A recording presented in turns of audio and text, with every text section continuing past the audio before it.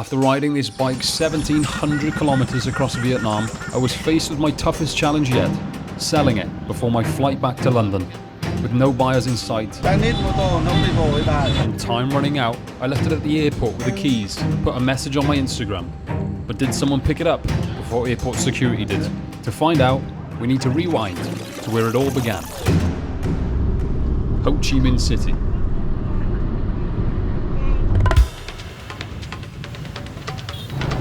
I arrived in the city with one mission: buy a bike and ride it all the way north to Hanoi. Inspired by the Top Gear Vietnam special, it's been at the top of my bucket list for many years, and I just had to tick it off. So I set off searching for a bike, tried many shops, haggled half-heartedly. Yeah, how much is that one there? $400. And finally settled on one at this bike shop in Boi Vien. It was a little Chinese knockoff of the Japanese Honda Win. I want a lot of bike, but I don't have a lot of money. So I ended up paying about $400. Just cash in hand, no documents, no insurance, just me, the bike, and the open road. For the first 2 or 3 days, it purred along like a dream. I was convinced it was the deal of the century. My first leg of the trip, 200 kilometers east to the seaside town of Mu Nai. Then wound up in the mountains of Dalat, before dropping back to the coast of Nha Trang. This was the honeymoon phase.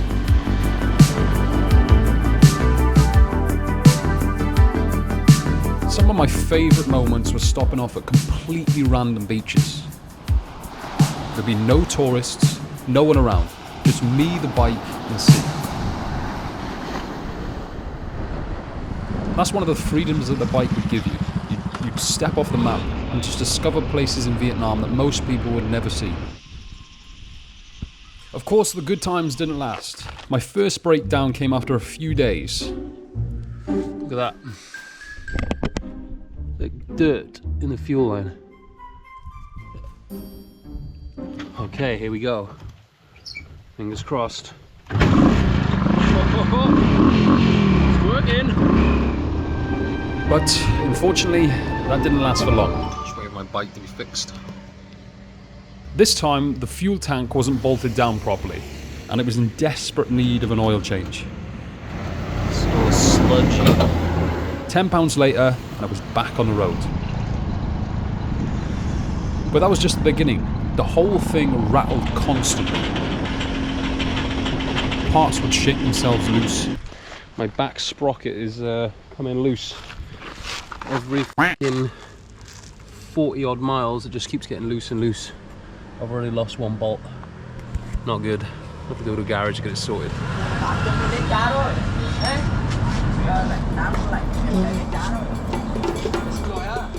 Along the way, I would meet other travellers. Same idea, same type of bike, and the same constant problems. The unreliability of these bikes almost became laughable.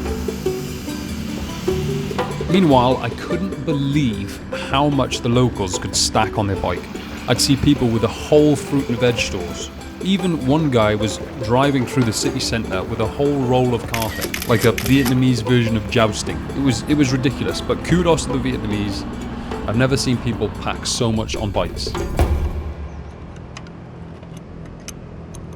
As much as I cursed the bike, the breakdowns did have a silver lining.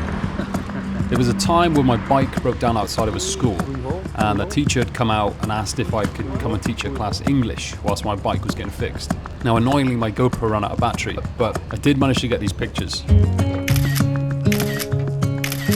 Another time I was dragged into homes by strangers offering me food whilst my bike was being patched up. These were just many of the situations I found myself in, all because my bike broke down.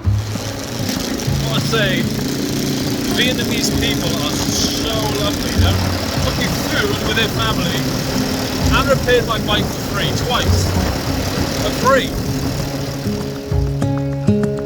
The most memorable disaster came on the road between Da Nang and Hue.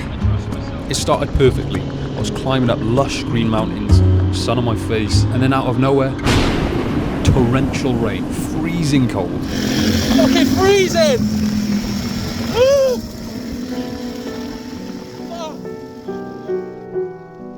and after a few miles my bike gave up. I've been pushing my bike now for about 4 kilometers. Mechanical failure or something silly. And then I met these absolute legends on the side of the road. They didn't speak a word of English, I didn't speak any Vietnamese, but it was a good time. I ended up eating all this food with them and then drinking whatever this homemade brew was. Drink it. I think it was rice whiskey, so I'm feeling a bit pissed right now. I drank quite a fair bit of it to try and impress the lads.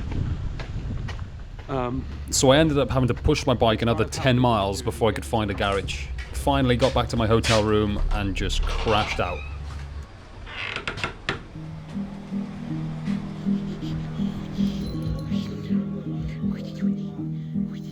The next morning, I went to this abandoned theme park in Hue.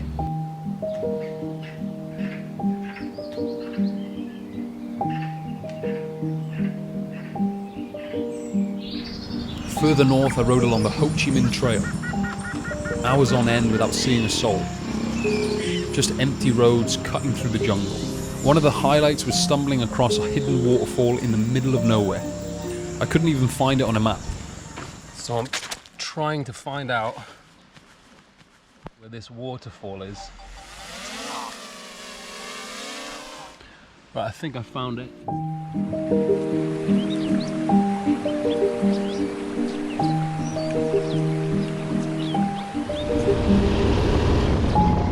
After nearly 4 weeks of travelling from Ho Chi Minh City, I was nearly at my final destination. Honestly, I was amazed I even made it to Hanoi. There were moments I thought about ditching my bike in a bush and hitching a ride the rest of the way, but somehow I'd grown attached to it.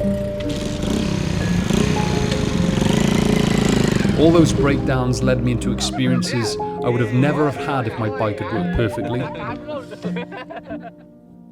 But now that I'd made it, there was only one thing left to do. Just off to sell the bike now. Hopefully I'm going to sell it to a Vietnamese guy. Here we are. Easier said than done. Dealers offered me next to nothing. It was worthless, they tell me.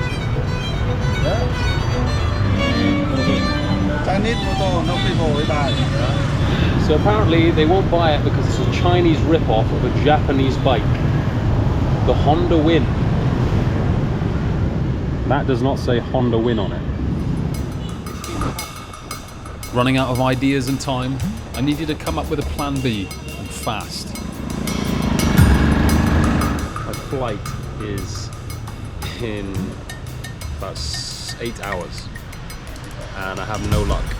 So I realised that my best option was to cut my losses, ride it to the airport, and leave it there.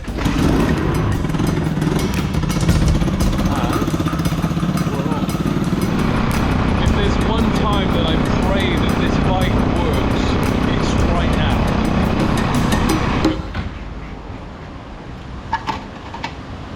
I think I've got enough fuel to get me there. Right, I'm at the airport now.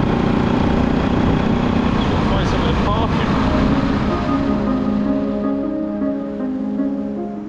it. Although the bike had its faults, it had carried me 1,700 kilometers across this magnificent country. I'm pretty sure it wasn't its first time doing so, and I was determined it wouldn't be the last. I'll leave it here. Out of the way.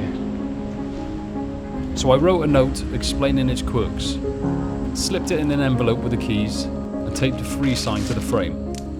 Then I posted the coordinates on my Instagram story, hoping someone would find it before airport security did. That's it. See you later, bike. It's been real. I then boarded my flight back to the UK.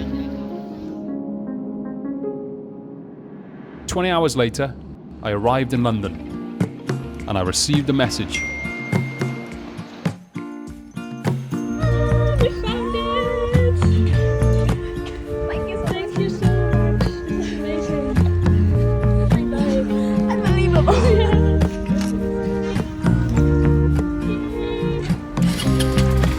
It turns out, this bike's journey continues on.